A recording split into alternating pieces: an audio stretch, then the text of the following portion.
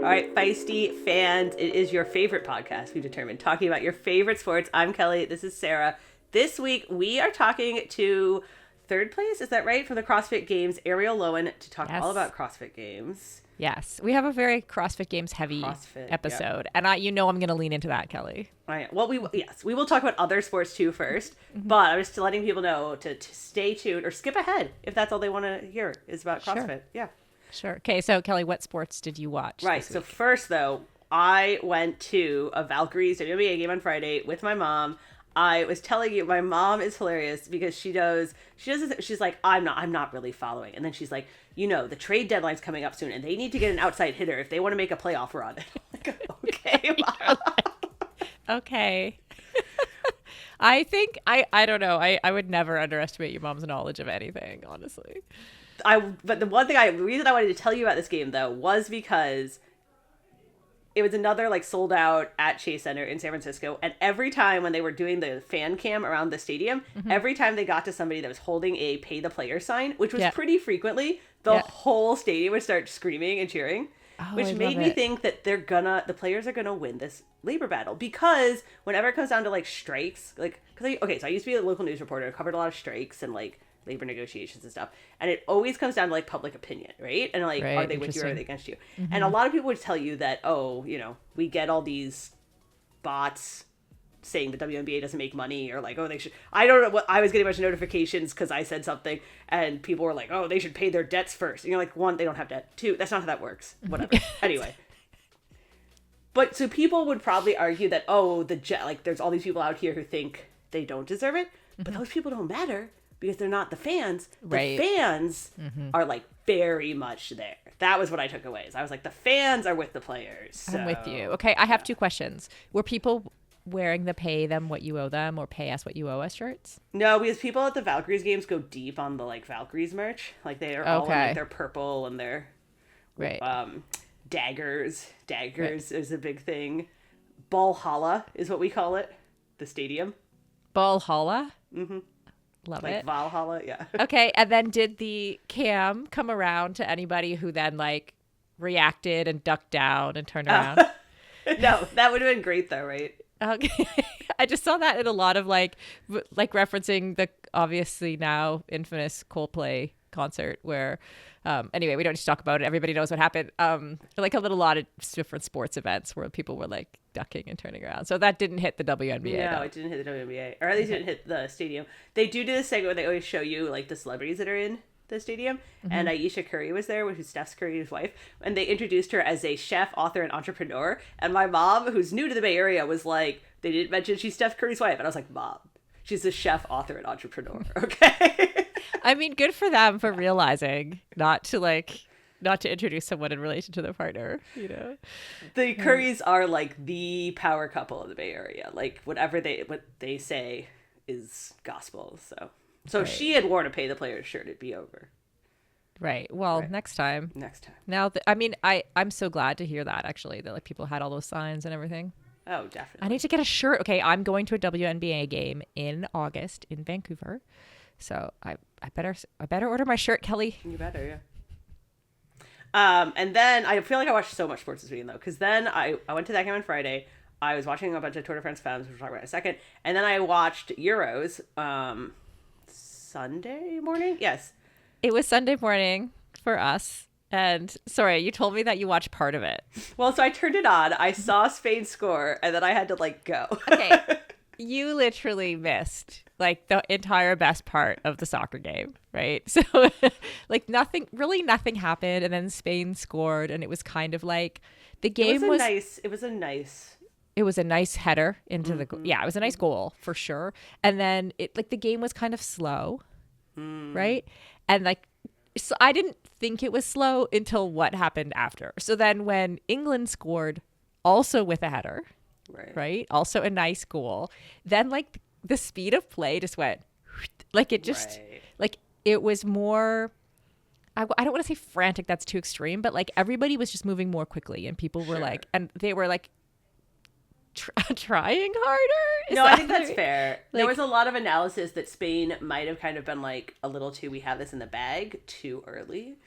Yeah, and I can honestly see why. Like, so they had control of the ball for a much greater percentage of the game. Like, it was clear that they were playing really well. And so that's where, like, the England's goaltender, Hannah Hampton, like, honestly, I feel like it, in part, not totally, because England did also play well. So I need to give them credit where credit's due. But, like, England's goalkeeper really kept out a lot of good shots. You know, like, she really was after it. So I think they owe her. And because it went to a shootout, like a penalty shootout, obviously you're a lot of pressure there on your goaltender. And it was like a very low scoring shootout. Like, England scored there 3. Were some misses. Yeah, I saw some and then highlights of Spain that. scored 2, and that was it. Like, so. It was a really big deal. I didn't even know how it had ended because I had left. And then I was getting texts from, like, my British friends who were, this was what somebody texted me. See, isn't Euros better than the Olympics? Because the U.S. won the Olympics, right? So. You know, it was pretty. Okay, one thing that I like loved was watching especially during the penalty shootout, but also before that, they kept, whenever something would happen, like a play that, like, you weren't sure if there was a penalty, or, like, you know, somebody scored, or, like, they scored during the penalty shootout, they would immediately go to, like, the coaches' faces, reactions, and, like, both the England coach and the Spanish coach, like, or the coach of the Spain team, like, brought their game in terms of, like, their faces. I kept just thinking, go to the coaches, let me see the reaction. So that was fun. And honestly, I love watching soccer because, like, my, like, put me in coach reaction to watching all the women's sports is, like, amped up when I watch soccer. So yeah, loved it. Sad it's over. Yeah, they did have huge numbers too. Record numbers of attendance at Euros was like 650,000 or something like that. And then TV viewership's a little weirder because obviously it's regional. So, like, in the US, it got like 1.8 or 1.2, something like that. But it's like the US didn't care as much because it wasn't US playing. So that is still massive for a non-US soccer game. And then in the UK, it peaked at 16 million. Wow. Which is huge. So that's, like, obviously everyone in England wanted the Lionesses, which is, I just think, is such a funny name. The Lionesses. The Lionesses. Yes. So it was exciting, though. And now I have to tell you, there are also the Copa America is going on right now for South America. And then the Africa Cup also just ended. Okay. And Nigeria won that one. So everyone's kind of having their, like, because it's all different, like, World Cup qualifiers and that kind of thing. So cool. And you also watched the Tour de France Femmes? Right. So that is, if you're like Tour de France Femme, go back and listen to last week's episode. Yes. Definitely. And we explained, obviously, Tour de France Femme is the biggest week in cycling for women. I was about to say for everybody. And for everybody. For everybody. Yeah. For everybody. It's 9 stages. When this comes out, it'll be Thursday, and that's when the climbing really starts. So the climbing stages really get going like Friday and Saturday and Thursday. Up till now, it's been kind of these, like, roller stages and flat stages, and it's just been chaos. Oh, Absolute yeah? Chaos. I mean, everything I've learned about the Tour de France Femme this year so far is, I do hope to watch some stages in the next few days, but it has been on Instagram. So apparently there were some crashes. There was a lot of, there were crashes, but it's also that, like, 2 of the favorites, Marlon Ruser and Elisa Longo Borghini, are out for illness. Like, they got food poisoning, or one of them got food poisoning, one of them sick. And then we had Marianne Vos win the first stage, and she's just like, you know how a lot of people have said, like, oh, as the level of women's sports increases, like, the old players couldn't hack anymore, or, like, they had to, she is defying that. She's like, I will just continue to win. Yeah. And then we had a 41-year-old win stage 2, which is, I know is not old, but it's, like, old in cycling. Right. And then Kim LaCourte took the yellow jersey, who's from Mauritius, first Mauritius rider ever. Cool. But then there was a bunch of crashes, and Demi Vollering, who is the race favorite, crashed hard. This will be yesterday as when we're recording this, and it's, I don't know. So I was she has a very French team manager, and he came out and he gave this speech about, like, how there is no respect in the peloton anymore, which was, like, a very French, right? So I was trying to decipher what he meant by there is no respect in the peloton anymore. Right. And I think what he means is that as the race has gotten bigger and there's more and more riders who are riders are getting better and better, there are more and more people now who think they can win. And so there isn't just a like, she is obviously the best, like go to the front. So there's more and more fighting for position now and less deference. And obviously I think there's some development still happening and all of that. I think that was what he was saying, is like why there's been a bunch of crashes, because there's just more jostling. There's more people are being chippy yeah. I think that's good for the sport overall. But okay, so is Demi Vollering okay? Well, she had to get concussion protocoled. Oof. Okay. Yes. She went down hard, and so there's a rule in cycling: if you crash in the last 5K, you get the time of the group you were with, which is supposed to help with, like, you have a lot of crashes at the end as people are sprinting. Mm-hmm.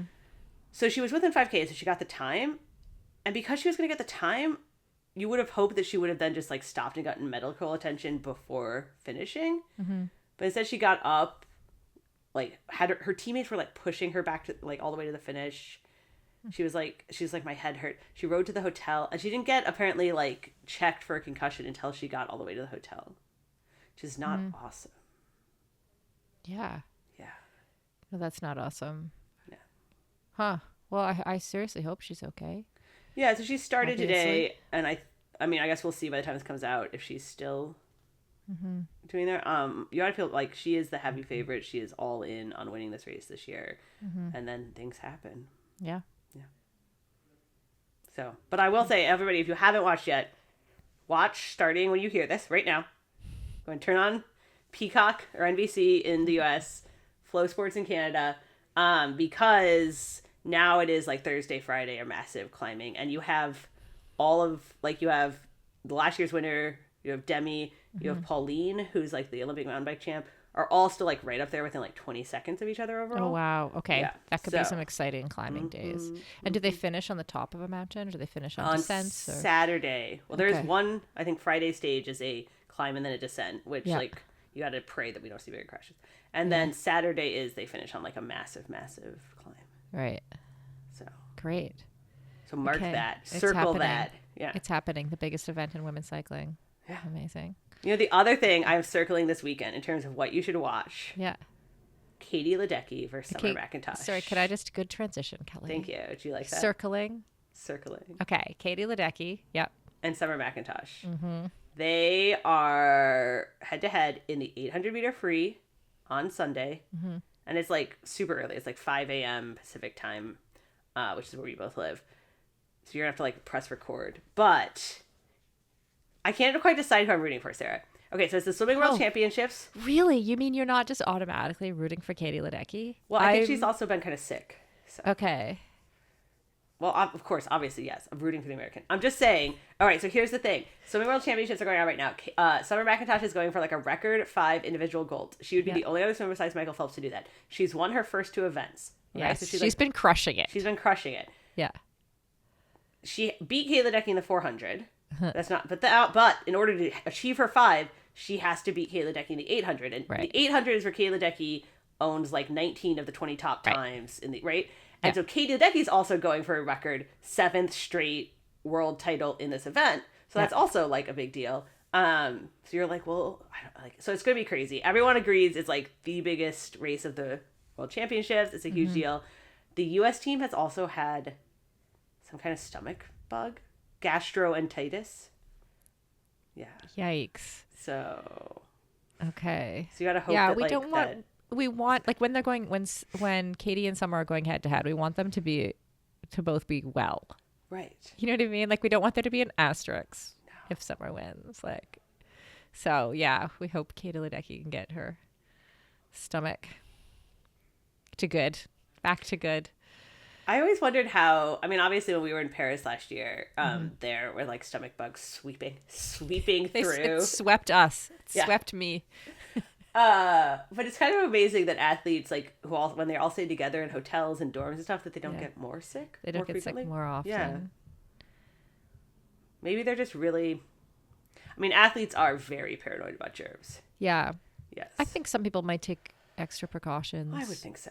Yeah. I know, I mean, I definitely know people who, like, in my own pro athlete world who would like stay away from anyone. Oh, sure. During the Ironman World Championship weeks, or would like not normally say travel with a mask on, but would travel with a mask if they were going to a race, like little things like that, you know? Yeah, because I mean, I don't begrudge them that at all. Like, you don't want your entire, like 100%. Everything you've been working for to be jeopardized. So anyway, that is this weekend. And I will tell you the other super US thing that I'm sure I will end up watching a ton is the US National Track and Field Championships this weekend. Okay, and what's on the line there? Everything is on the line. Everything. Okay, could you like elaborate? Yeah.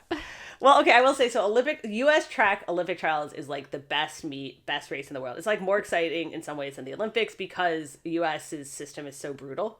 Like, it's so top 3 go, no ifs, ands, buts. Doesn't matter if you're the best in the world. You fall down, you're done, right? So it's like it's the highest stakes thing, like, or the highest stakes meet that we have, like, out there. Yeah.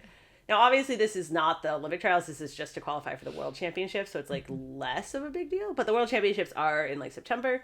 So it's still a big deal. And it still is like top 3 period. And US is very, very deep. Right. There are like 28 athletes in the 100 who are currently qualified with the world standard. Wow. So that's where it gets just like insanely deep. Right. Know? And the US goes deep in multiple track and field events. Right. I think that's part of it too. So yeah. So that's why it's just, and I remember watching the Olympic trials, the U.S. track Olympic trials at like a random bar in like a tiny town in Eastern Oregon. And like, just on NBC, just regular TV. And no one in that bar had any idea who any of these people were. And they got super, super into it because it's very, very easy to understand and get into, right? Yeah. And that's what I think is like, why like track's one of my favorites, because it's just like very straightforward. Right. It's easy to see, like, you jumped the highest or furthest, threw the thing the furthest, you ran the fastest. Yeah, there's something very pure about that. So, and I mean, obviously there are some big names everybody cares about, like, I was trying to Sha'Carri Richardson. I was like, yes, I was like the biggest sprinter that everyone cares about. Sha'Carri is obviously racing. Sydney McLaughlin is doing the 400, not the hurdles. That's okay. And then here's the crazy. So Shelby Houlihan, who got the 4-year doping ban and said it was because of a tainted burrito. She's back. The burrito woman. Okay, burrito woman is back and trying to make her first world team since her burrito. since that faded burrito incident. Yes. I love that. I think. Sorry. So I think track's exciting. I don't know that you guys really care about U.S. track. That's what I was gonna say. Yeah. I'm sorry. I had like a perimenopause moment there. Sha'Carri Richardson. Like, I still like when I hear her name, my heart still breaks a little bit because that's what I missed when we got sick. Not you, but the rest of us got sick in Paris, and that was like the day I had specifically purchased track tickets for that day to see her. Do you remember? And then for the women's 100-meter final. And I didn't get to go because I was at home with norovirus instead. So maybe I will take in some of this track and field national championships too. And I mean, she, I feel bad for her, right? Like, she's had some tough breaks. So anyway, very exciting. I'm sure I will watch a lot of that. Also this weekend, of course, we have the CrossFit Games, which... exciting for me because I actually do CrossFit and love it quite a lot. Unlike most people right now. How much do you actually... Okay, so one of the things I think that's weird about CrossFit, not weird, I guess it's very similar like triathlon or running, is you can do it recreationally and not care at all about the pro side. And then there's people who really, really follow. How much do you follow the pro side of CrossFit? Oh, not very much. But like I do... Is this like my mom doesn't follow it? Possibly. To an outsider, possibly. Like, I definitely have an understanding of like how the competition works, who some of the favorites are. I know some things about them. I've been to multiple. Okay, this is going to make me sound like a super fan. Right. But I've been to the games twice just to watch. We went once too. We went once. No, that I'm counting the time with you. Oh, okay. So one time I watched the whole thing, and then there was a time I dragged you there when we were in Milwaukee. We went over to Madison. Sarah's like, I'm not that into it. And then she's like, it's only an hour and a half drive, Kelly. And I convinced them to give us media passes. Yeah, we got our media passes and we got to see like the final 2 or 3 events. I feel like that was really worth it on the last day, on the Sunday in 2023. And so, yeah. Okay. Yes, I am a bit of a super fan, but I have lots of friends who I do CrossFit with who are like super in the weeds. Sure. Who I literally, they'll say something to me and I'll just be like, who is that? Or like when I was at World Fitness Project this year, which is kind of a pro, it's a competitor to CrossFit. Fitness. It's like I would say it's trying to be a competitor to CrossFit. Yes, it is on the pro side, yes. right? But they don't have all of the other business development parts that CrossFit has. But they like, so then these like famous CrossFit like YouTube famous people, right, okay. influencers, that's the word I'm looking for, content creators, came up to us and interviewed, and they were like asking like, who do you think is going to win on the women's side? And like, I'm just there with a blank face. Like, I don't know. So I neither know who the guy is who's interviewing us, nor enough of the players to like really be in the weeds on like whose strengths are going to come through on these particular events. Does that make sense? Interesting. Okay. You're really teeing this up well. Okay. That's where I sit. Yeah. Now, if you were going to explain to people who are not into CrossFit, yes, what CrossFit is. Okay. Go. Oh gosh. Okay. Yeah. You should have prepped me for this. Okay. So essentially, you have to get this question all the time. I do, and there's there's like an official definition that's like, oh, I'm gonna look it up. Sure, but when my father-in-law goes, I see those guys running with those sacks up and down the street. Yeah. What do you tell him? Yeah. So. Hold on. I don't think you should look up the official definition. I'm going to look it up, but I'm also going to talk in the meantime. Okay, I think you should just tell us what is your elevator pitch. They're going to have 10 to 12 events over 3 days, right? And those events will include some combination of like high-end cardio, strength stuff, gymnastics, and they often have an endurance event too. So it's really designed to find out who is the fittest man and the fittest woman in the world. Now, you have a whole bunch on Earth. That is how they phrase it. The fittest woman on Earth. And so then there's a lot of debate about whether that setup really does find you the fittest woman on Earth and whether there would be a better way. Sure. And there's not enough endurance stuff is one of the common criticisms. So there's, that's debatable, but that's essentially like the premise of what it's set up. The games, yeah. And then if you just go to a CrossFit gym, I think I'm the only person in existence who like casually CrossFits, right? I go every now and then to a gym. And if you go, people are always like, well, what do you actually do when you go to a gym? And like, generally speaking, you do some kind of like mobility and warm up type thing. You do some kind of technique working on some lifting skill or other skill that day, right? Like whatever the gym has been working on. Mm-hmm. And then you do some kind of like 20-ish to 30-ish 10-minute-ish workout. Yeah. 30 is a pretty long day. Pretty long, yeah. At any given gym. It's usually like 18 or 12. Yeah, like 10 to 20 range. And those are usually like as fast as you can go or as many rounds as you can go of a bunch of things like box jumps and deadlifts and overpresses and rowing and like whatever. I just made that up. Overhead. I meant overhead presses, but I was like, whatever. You didn't need all the words. We knew what you meant. Yes. And so like, yes, you're correct. And there's a huge difference between what someone might do. Well, not a huge difference. Sorry. There is a difference between what someone might do in like a regular CrossFit gym and like what these folks do in the games. Right. So if you ever go to the gym and do like a workout, you almost always are what they call scaling it, like doing lighter weights or not being able to do the thing that the pros do. Because the workout will be recommended based on like what the pros can do.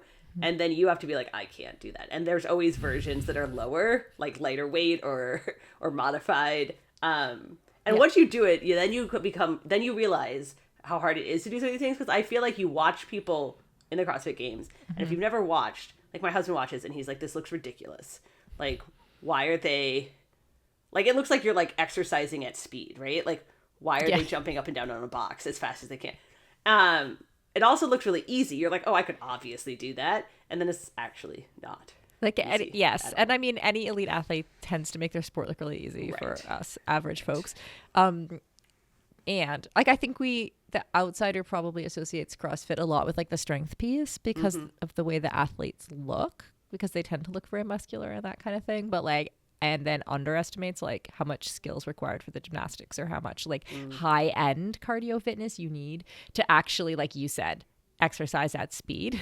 Like Right. you do need a lot of like your lactate threshold has to be pretty high to move from one thing to the next, or you have to be able to recover very quickly from like a heavy lift to go do something else, etc. So, and you have to have that recovery piece like session to session, like because if you're doing 3 events a day and then 3 events the next day or 4 even, like your day-to-day recovery also matters too within the context of the competition. Right. So yeah, so the competition itself is 3 days, 10 to 12 events. They don't tell you what all of they are, because part of the deal is like being adaptable and all of that stuff. They always start with some kind of crazy endurance event, which if you are from an endurance background is always hilarious because they make them like ride bikes or swim or like run up a mountain.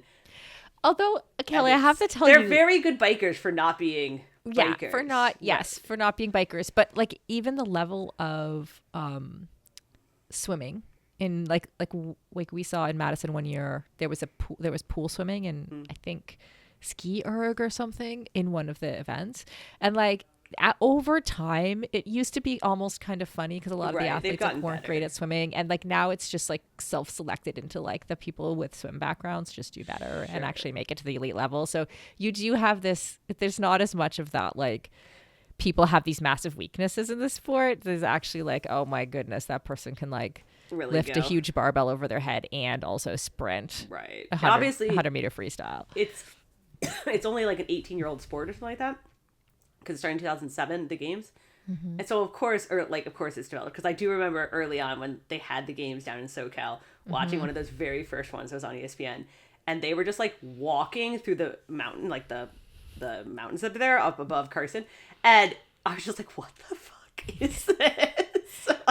Yes, like I can remember watching some of those early day CrossFit things too, just out of intrigue, like actually with no desire to do it at all, just like, oh my goodness, how are they doing that handstand push-up thing, and what is that?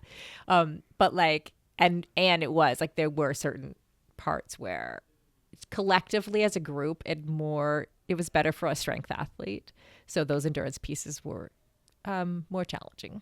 But it's gotten crazy now. It has. It's super, super tough now. In order to even get to the games, it's super, super tough. It's only 30 women in the world, and you have to qualify. And so we did talk to, I would say she's like the favorite for second this year. And she's been on the podium before, Arielle Loewen, and you talked to her a little bit about like how she got into it and previewing the games for us. Yeah, and Arielle, just before we go to her interview, I looked her up on the CrossFit Games website before we talked, and because of course I knew who she was from coming third in 2023, but at the games, but she had this like very gradual, like I don't know what you call it, progression into CrossFit. Like you could see all the years where she came 1,000th in her age group, and then she was up to like 300th. I'm just making this up, but it was just like this progression into finally being third, which was like very interesting, because like that's not the same for everyone. Like there are some people, like we'll talk about Tia-Clair Toomey later, who like show up and come second accidentally, So anyway, really fun to talk to Arielle. Let's hear from her. Hi, Arielle. So good to have you here on the podcast. How are you today? I'm good. Thank you for having me. Yeah, I'm so excited to talk to you because, as we were just discussing, I do a little bit of CrossFit casually as well. So I'm going to try not to get too geeked out on CrossFit. But I am excited to talk to you. So let's start from the beginning. When did you first do CrossFit? How did you get into it? Yeah, I started in 2012. So I've been doing CrossFit, what was it, 2025, 13 years. It's been a huge part of my life. Oh, wow. Right out of high school, I graduated 2012. I was a track athlete. I did cheerleading. So I was used to being put through workout routines. So out of high school, I was like, I don't know what to do. Everybody's always told me what to do. Like, how do I stay fit and not gain the freshman 15? So I was working at a cheerleading facility at the time, and my boss named Charles went to CrossFit.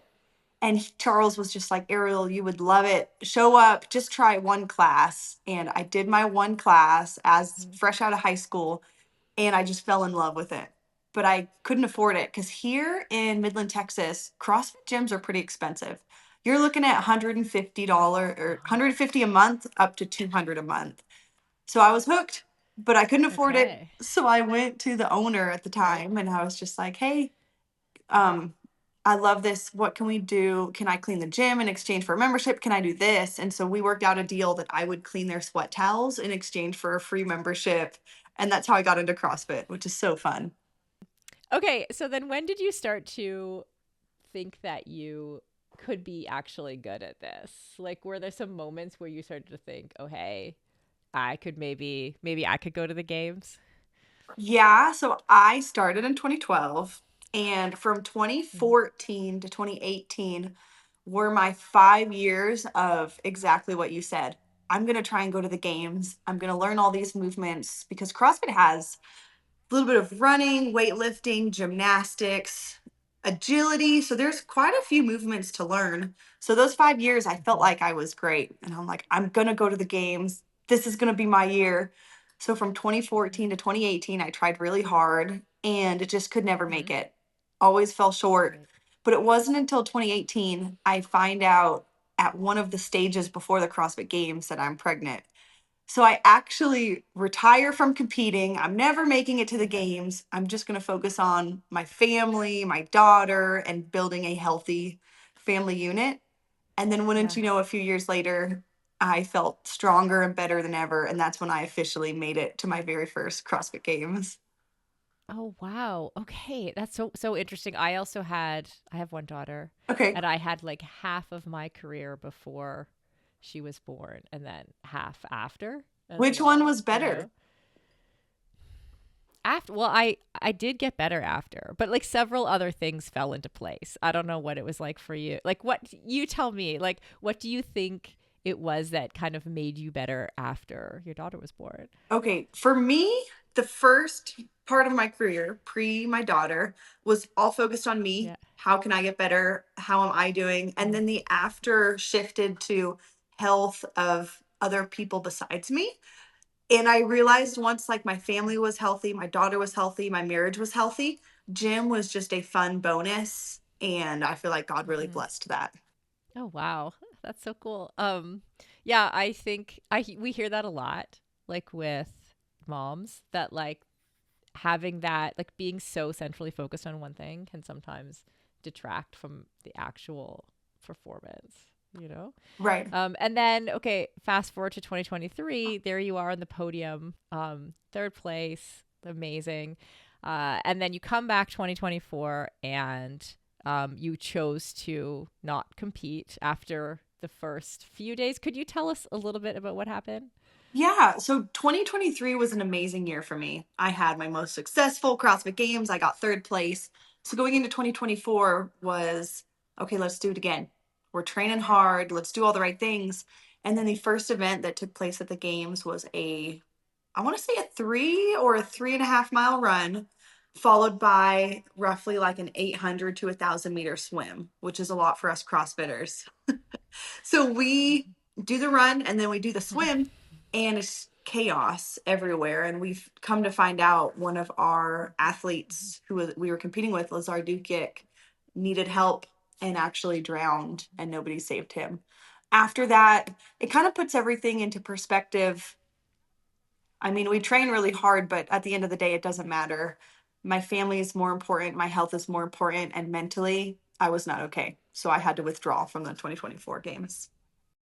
Yeah, and you weren't the only one. And I know there's been kind of a lot has happened kind of in the CrossFit world since then, but you have made the decision to compete again in 2025. So what kind of is behind that decision as well?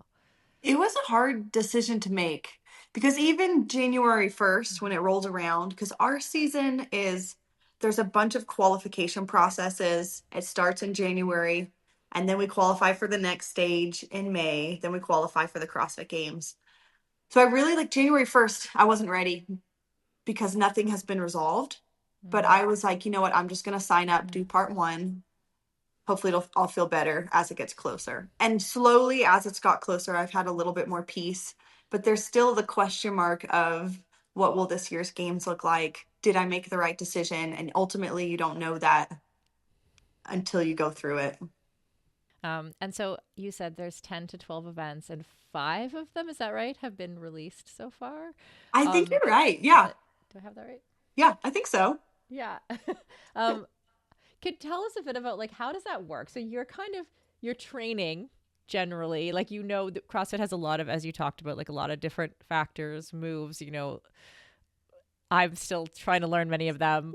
And then, but you don't actually know like what you're going to be doing on the competition floor until like very close to the event. So Yes. what do you think of the 5 that have been released, and how do you like prep for that unknown? Yeah, this is my favorite analogy I've heard. Us CrossFitters are training to be Batman. So we're training to run the fastest, jump the highest, lift the most, do the most handstands. Like we're training to just be this supernatural human, essentially. So training for the games, we train Yeah. everything from running, weightlifting, handstand walking, gymnastics, agility, jumping over things just to prepare for what they throw at us. Right now, we know 5 events. Mm-hmm. One of them is a max back squat. One of them is you Oh, run whoa. in a Okay. row. One of them is handstand walking. So at this point in the game, I know they're going to throw a long run at us. I know they're going to throw heavy weights. So it's just training those leading up to the games and making sure you're not doing too much heavy lifting or too much running. Interesting. There's a run row combo Yes. event. Yeah. So this is a Oh, what does long that look run. like? For us CrossFitters, this Okay. is a lot. Yeah. We Yeah. run 4 miles and then we'll row 3,000 meters and then run 2 miles. Wow. Yeah, I mean that is a lot for anybody, I think. Okay, okay. Um, and and then talk to me about the handstands. Like Yeah, I feel like lately there's been, I mean, when I first started CrossFit maybe 7 years ago, I I did like handstand push-ups, and love it. people other than me did handstand walking. But like now it seems like there's a lot of like holding handstands or doing push-ups in a freestanding handstand, or like a pirouette in a handstand. Have they added, like, do things get added like that often? They do. This year, I'm actually really hoping they do what's called a press to handstand. So picture you start in an Okay. L sit and then you have to lift your feet up and straddle to get to handstand. So the more weird movements they can give us, I think the better, because it's just like, okay, who's been training it? Can you do it on the fly? But so far this year, the only handstand they've implemented is handstand walk. So this workout would be 5 Okay. rounds. You're running 300 meters, doing 12 deadlifts, and then a Mm-hmm. 100-foot handstand walk. So you do that 5 times. That's an Okay. example of one of our handstand workouts. Right. Okay. And then who are your main competitors this year? There are quite a few. So the main competitor who is expected to win, like hands down, her name's Tia-Clair Toomey. She's won the past, I believe, 7 years in a row. This will be her 8th year. So all of our competitors, all myself, we go in knowing she's the person to beat, but she's probably going to win, and that's okay. And then we have Mm-hmm. athletes like somebody named Danielle Brandon, who's from Florida.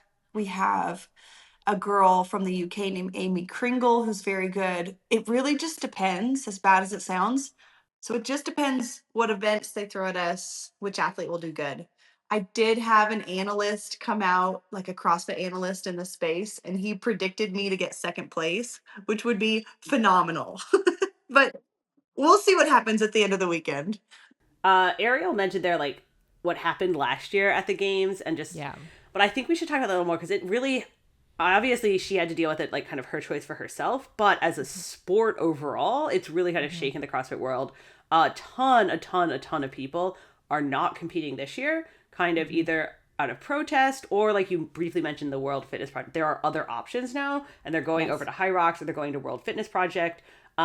Over these concerns about safety at the CrossFit Games. They're just not setting the pro athletes up for to not hurt themselves. It's not just the pros. Like the CrossFit Open, which is how people qualify the games, registration. So like Sarah's done it. Amateur people can do it. Yes. Registration was down. Even Even I have Sarah's done it, everybody. but like registration was down 30% which is like massive because it's one of their big how they make money. And I was reading because I was curious if this was really as bad as, you know, it is sounding in some places. And the number of franchises, because the way CrossFit works is a franchise. And so you pay to have like the CrossFit name and brand and get like the licensing and the affiliate. And like there are about 10,000 franchises in the US. And like 1,400 ended their affiliation in this last year. That's a lot. That's not like a small amount. It's not a small amount. I actually thought it was even more than that. I thought it went down from 14,000 to Well, that was 10, at the peak. Okay. So at the peak of CrossFit, like back, you know, 6-7 years ago when everyone was like CrossFitting it up, they were at 14,000. A lot of that went down in pandemic times. And now you're seeing people be like, well, it's just not worth it to even be called CrossFit. I'll just be TJ's gym, which is like what the one here is, right? Like, because everyone knows what I am anyway. Like, I don't need... Yeah, that they don't feel like they need the affiliation. And they don't even want it necessarily now, especially because along with the safety concerns, CrossFit has long been like pretty tied to a lot of the U.S. military. And like that obviously is getting super... Like the Border Patrol sponsored the games last year, which meant something different a year ago than it means right now in the U.S. So people don't really want to be affiliated with that. There's also like they also had a really, really shitty anti-trans policy before one of the first ones before everyone started having shitty anti-trans policy. Yeah, I forgot about the anti-trans policy, and then I was also thinking of like Greg Glassman, who was the founder, and then later came back as a CEO as well. Like terrible comments during the George Floyd, during COVID, about George Floyd, and so I feel like it's been. I was gonna say like death by 1,000 cuts, but it's not really 1,000 cuts. It's just like 4 or 5 like very big deep cuts that like just hit CrossFit's reputation over and over and over again. And I think when we're talking about the pros too, like I was aware that the pros were kind of like even before they had death in the pro field last year, like that was poorly handled. Like there was already safety concerns amongst the pros. There were already other concerns and like some like strife between the pros and CrossFit itself. And so like it just like hit at this really bad time when communication wasn't that good. And I have to say, I'm not surprised a lot of the pros. No, and the death, which for people like I mean she mentioned it, but obviously like she explained what happened and someone drowned at that first swim event. But I would say I don't think it was handled well, and I think that like that is also what stressed a lot of people out is that. Look, I do a lot of triathlons, you do a lot of triathlons, like people do die in these things sometimes, but usually that is a different situation. This was like 30 athletes, like that with life, like 30 athletes who are pros should be able to be saved by lifeguards. Like that's not like thousands of people where like you can't see something happening. And there is a lot of evidence that people on shore like saw something going on or trying to get lifeguards' attention. We're stopped from going into the water to save him. And so that's I think where people are really struggling with like it just wasn't it wasn't just like accidents happen. It was also that like they did not have protocols in place and it wasn't handled well. And then like statements were made by the executives that like the family didn't agree with. So yeah, a lot of people withdrew last year. And then many have not come back. So which is unfortunate. I feel like we've just sunk into a like sad CrossFit. No, I'm just saying it's an interesting thing because I do remember like I started casually CrossFitting when it was at its peak. Yeah. And everyone was just like, it's amazing. CrossFit is the most amazing thing. Right.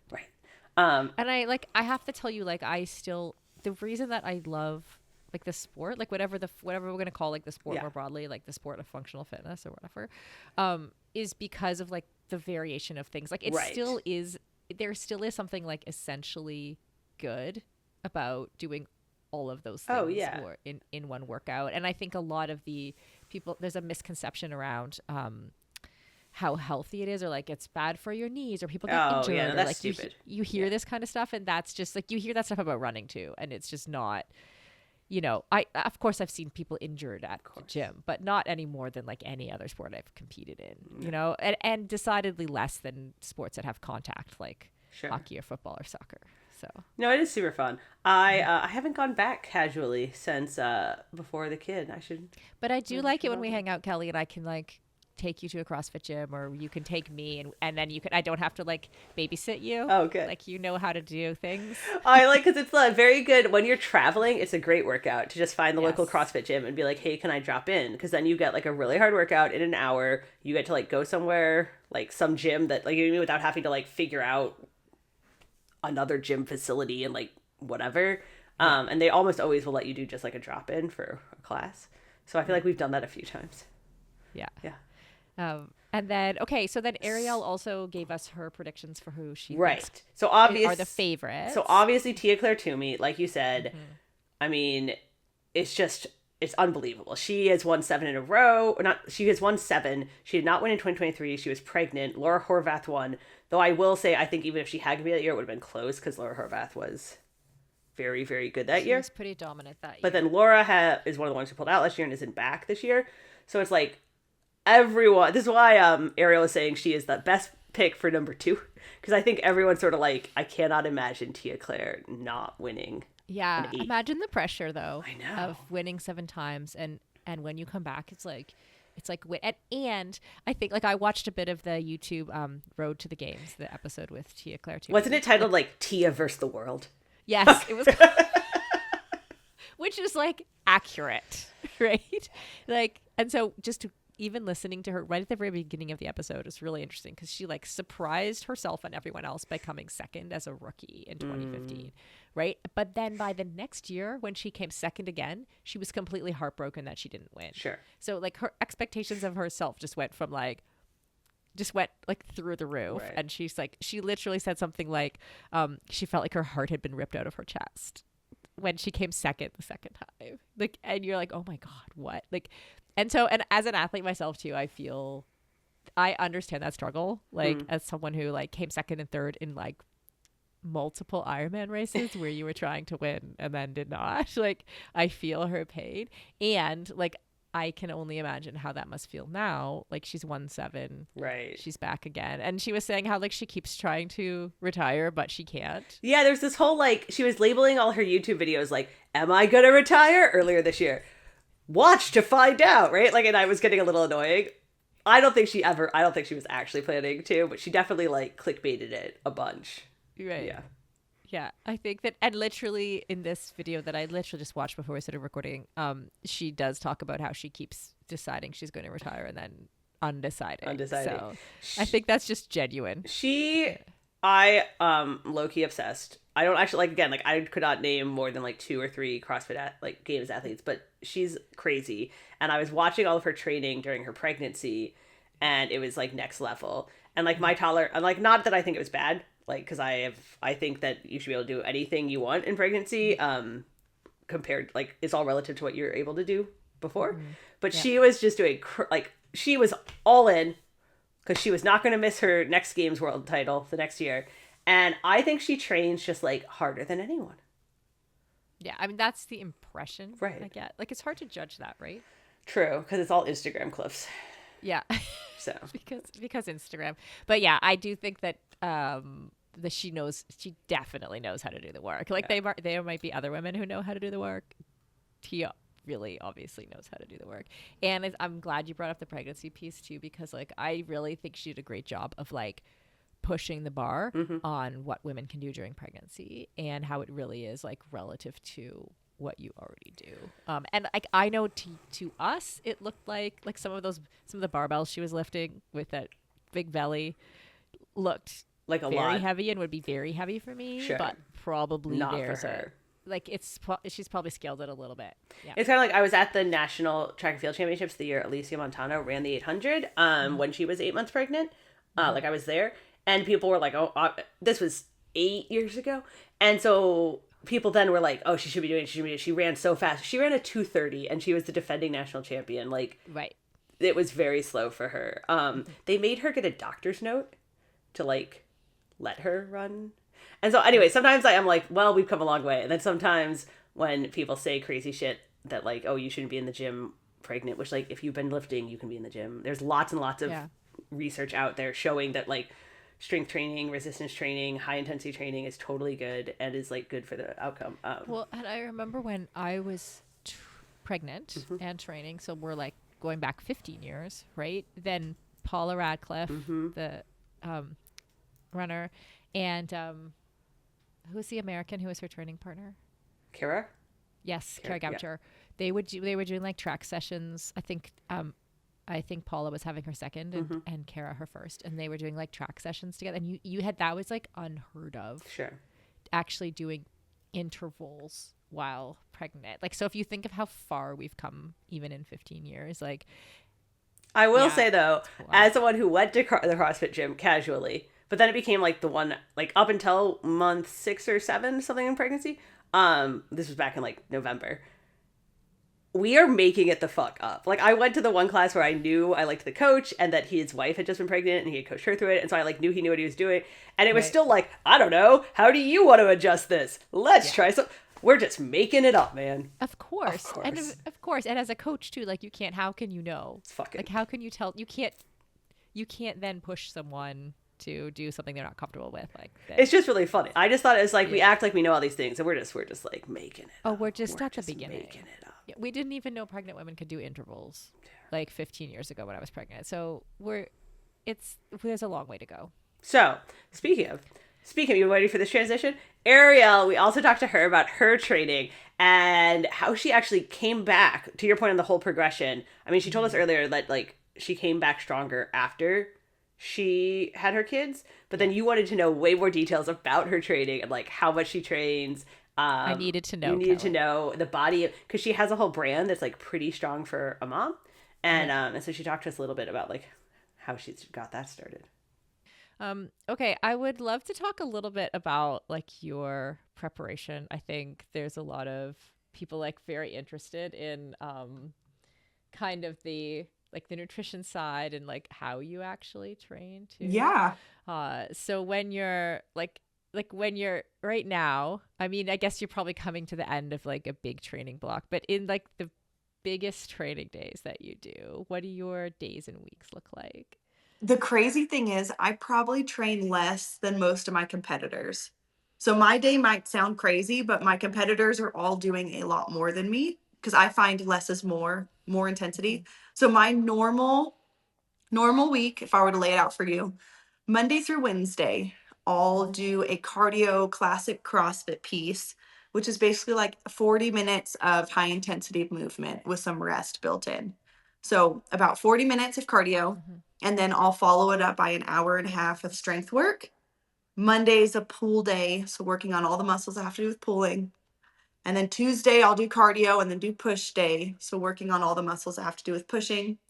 Cardio, another pull day, and then Thursday I'll take just like an active recovery day, which is just doing machines or some type of movement. And then Friday again, I'll do the 40 minutes of cardio, hour and a half of strength, working on either a push or a pull muscle. And then Monday, Tuesday, Wednesday, Friday, I'll do an additional evening piece, which is just spiking the heart rate. So if you guys know the Echo bike, it'll be things like, okay, you have 1 minute on this Echo bike, get as many calories as you can. Things that are just going to blow up your heart rate and just get you panting on the floor.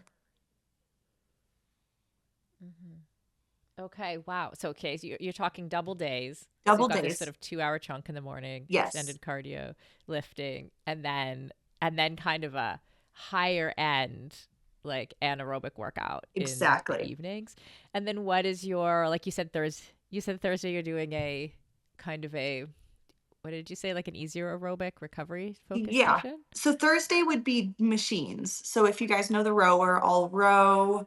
I might run a little bit. I'll be on the Echo bike again and maybe the ski erg.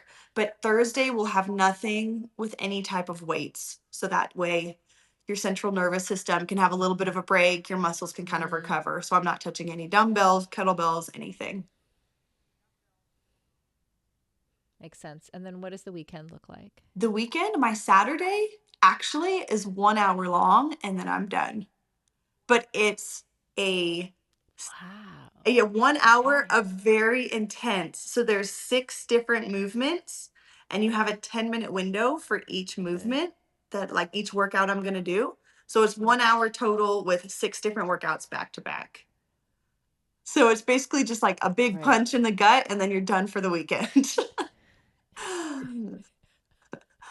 Okay. That is I mean, I don't know that much about elite CrossFit training, but that does sound like it's a little lighter, at least on the total overall volume side. It is nice because I have from, let's say, 2 p.m. to Mhm. 6 p.m. every day where I'm doing nothing but eating, taking care of laundry if I need to, running errands, getting groceries, making dinner. And then, so I have a good chunk of my day Okay. that is just living life. Whereas most of my CrossFit competitors Yeah. are in the gym 8 to 5 p.m.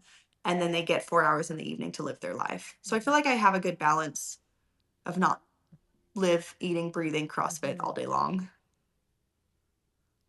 And then let's talk about what is it pretty strong for a mom? That's the Yeah. phrase. I'd love to know like what's kind of behind that. Did someone say that to you and then you thought, "Oh, this would make good shirts," or what's yeah. This is probably my favorite and most proud entrepreneurial thing I've done.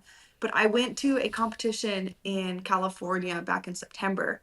And one of the events was how much can you clean and jerk? So you pick the bar up, you get it to your shoulders, and then you push it overhead. So you're trying to do as much weight as possible. Mhm. And I did 250 pounds. And in the moment, I was so proud. But then after about an hour went by, I kind of self Mhm. reflect and was like, man, that's good. But other athletes in my field can do 270, 275, 260. Don't be too proud of it. And I had this moment of like, Mhm. no, I'm a mom. I'm taking care of a daughter. I'm helping the household. I'm pretty strong for a mom, considering all the other Mhm. things I have to do. I'm strong. I'm proud of this. So I posted Mhm. my max lift, 250 pounds, and then put the caption, pretty strong for a mom. Same thing. Social media Mhm. loved it. And they're like, make this a t-shirt. I would love to buy it. And so what started as something silly of I'm struggling with comparison, I'm going to be proud of my strength, has turned into a movement of Mm. all these moms wearing this shirt and just telling me their strength of like, I am strong. Look what I've overcome mentally. Thank you for making this shirt. I am strong. I've overcame this horrible C-section and now I feel strong in my own skin again.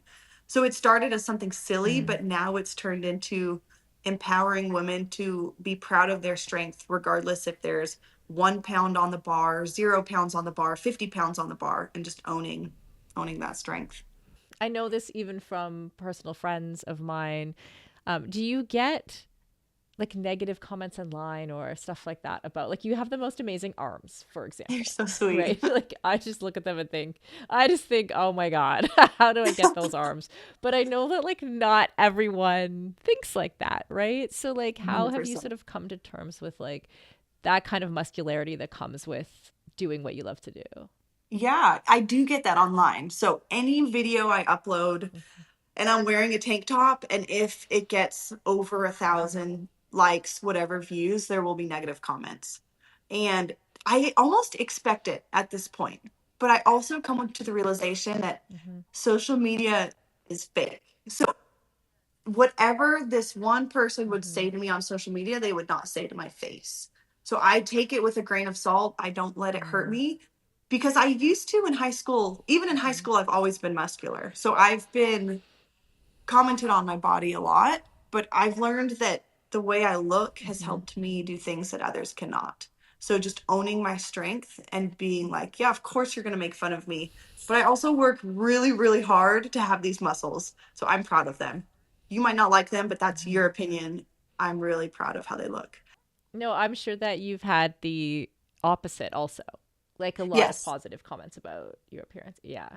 Yes, almost So it so balances much out. so that as bad as it sounds, like I wouldn't wear this in public because I would get comments, and some days I just don't want to deal with any comments. Like, don't talk to me Mm. about my body. Just let me buy my groceries and leave. So it's like Yeah. a double-edged sword. Yeah, that's funny. It's an interesting perspective because like people don't necessarily think like, oh, like you're used to that body. You live in it. You don't Right. necessarily need to chat about it with a stranger who Exactly. likes Who's your arms while you're choosing your oranges, you know? Yeah. Yeah. And it's hard too because I am out of touch with reality. So when they say, what workouts do you do? I'm like, Hmm. I literally can't even tell you because I'm doing stuff nobody should do because I'm just crazy and I love, being in the gym for 3 hours a day. I don't recommend you do it to get these arms. Yeah. It's like, I don't know what to tell you. Yeah, exactly. Like you're not doing it for aesthetic reasons too, right? Like you're doing it to perform at a sport. So that's like Exactly. a completely different thing than like literally trying to make your bicep bigger or whatever that Yes. goal might be if aesthetics was your goal. Yeah. Love it. And then if someone wants to watch the CrossFit Games and they're living in the US, how do they watch? Easy to find. You just go to YouTube. So be prepared. I believe it's, I'm going to Okay. look at my calendar, August 1st through the 3rd on the CrossFit Games Mm-hmm. YouTube. All the events will be on there. I don't know the schedule, so I cannot tell you exact times, but for free on YouTube, you can watch. There'll be 30 men there competing from all around the world, and then 30 women from all around the world, two separate categories. But you've got people coming from Australia, the United Kingdom, Brazil, United States, Canada. So it's just the best in the world coming together. Cool. Well, I wish you all the best. I hope they add a handstand press for you because I would like to see that. Thank you. And I hope that whoever did your prediction of coming second, I hope that they are right. So I all the appreciate best. that. Thank you for having me. Uh, I was about to ask you if you've ever had people comment on your arms, I was like, have you, Sarah, had people comment on your arms? And then you were like, you remembered my arms and were like, nope. No. Although I do have friends who have. Right. So I like vicariously. I have had a couple comments on partially because like since I've been doing CrossFit now for 7 years and before I was a triathlete because like Sure. my body has changed, right? But I've never had it comments to the point of minding or it not being like someone close enough that like where I'm like, oh, I appreciate your comment. Like Sure. where they're like, you look strong and they know that I've been working on trying to get stronger. So it hasn't like pushed out into a broader, at least that I know of. I'm Nobody's sure talking about it. sure there's someone behind my back being like, Sarah's gained a lot of weight. Probably, anyway. probably, yeah. Probably. But yeah, nobody really cares about me. But I did, like, I wanted to ask her. It's funny because, like, when Arielle said, when I asked her the question about body image, that she was like, oh, I'd prefer people didn't comment on my body at the supermarket or the grocery store. I was like, oh, literally, I just asked her about her body. Yeah. But she seemed to respond fairly well. I could get how it would be old, right? I'm sure the same Yeah. with like if you're like a basketball player or like a swimmer and people are like, oh, you're tall. Like it gets old, right? You're like, Yeah. I'm very, very short and people are always, and I'm actually not that short. I'm actually like an inch shorter than average, but people are always commenting on it. And I'm like, it's not that interesting, guys. Like say something Right. interesting. Like, I have a friend who's 6'2", and like when I'm with her, at least one person, and every time like we've had coffee, there's like somebody just commenting if we're walking down the street together. Somebody's just commenting on her height, just It's randomly. weird. It's weird. And then she's always like, I've never heard that before. Yeah. You know, like thinking about those things from the other person's perspective. Very interesting. This made me think, our kid, he's 5 months old, is very short. He's a normal weight. He's very short. And everyone's always commenting on how chunky he is. And then my husband's response, because everybody always asks you, like, how big is, like, it's a thing that people ask. They're like, what is his height? And for the first, like, I was like, I don't fucking know. I'm not like running a basketball team. Like, I don't have stats on my kid. And then everyone's like, oh, well, he's going to be short. And my husband's response was, I'd rather be good at things than tall. And I was like, I don't think those are mutually exclusive. So anyway, but it is weird. People comment all the time. I bet they say that, oh, of course he's going to be blonde. Right, stuff like that. right. And you're like, I mean, okay, there's guys. there's some level where it's like, it's just people trying to be nice or whatever. Well, they just don't have anything to say. Yeah. Also that. Right, we ran out talking about parking spots, so. What? That's what people always want to talk about, right? Is like, where are we going to park? The weather. Anyway. Okay. Do we have any other sports related? Oh yes. We need to do our picks. Well, of the yeah, week. we're going to finish with our picks of the week. Yes. Are you ready? I'm ready. All right. Ready? Here's my pick. I write our weekly newsletter called the Feist that has like a bunch of different, it's very similar topics, but we have a whole list of highlights. So I was going through all of my highlights this week to like try and find like different ones. And I came across this woman in England at this while. 70-year-old woman ran a new age group world record for 70-year-olds of 6:33 for the mile. That's wild. That's crazy. And we did an Instagram post about that today, which is Tuesday. So it's a couple days ago if you're listening to this. And just like even watching her and the way that she moves, it's like honestly goals for me. So that was my pick. Anna Garcia, 70-year-old 6:33 mile. Yeah, amazing. Okay, my pick, and I'm gonna have to like give a shout out to my CrossFit coach who actually recommended this pick, and then I looked it up. And I'm gonna mispronounce her name, but is it Yu Zidi? The 12-year-old swimmer. The 12-year-old Chinese swimmer. And so I just like quick Google searched her because 12-year-old swimmer at a world championships is wild. And so I found it. Okay, she swam 2:10 for the 200 IM at the Chinese national championships, and how she got into it was like kind of late for a swimmer, especially I think for a Chinese swimmer or any swimmer, because you know how swimmers start when they're like 3. Oh, sure. So I was like, she's 12. It's not that late, Sarah. She was but she's 12 and she's competing at world champion level, right? And at 6 years old, she was just like swimming at a local pool, and a coach came up to her and said like, I think you could be faster. Do you want to come and train? And she like she got discovered. Interesting. Like how many people get discovered as a swimmer? Like I feel like that's not even really a thing anymore because there's such a huge feeding system of like kids swim clubs and like, you know, like you don't get just like, you know, I have this dream that I'm going to get discovered and like secretly like be amazing at some sport that I just haven't figured out yet. And someone's going to come up to me and be like, oh, have you tried netball? You would be amazing. And you know? like, have you tried netball? Yeah. We're recruiting 40-year-olds for netball. You know, I'm also like low-key convinced if I really, really like committed, in 3 years I could make the Masters CrossFit Games. You know that because I told you that. We've had this discussion before. Even though I could do none of the skills, I'm like convinced. I don't think so. But you don't know. Okay. What if I try really hard? Now that we have had this discussion like years ago on a different podcast, and then I was skeptical. Now that I know several people who have gone to like the age group CrossFit Games, I have to say I'm even more skeptical. Do I think you could be a significantly better CrossFitter than you are now? Sure. Yes.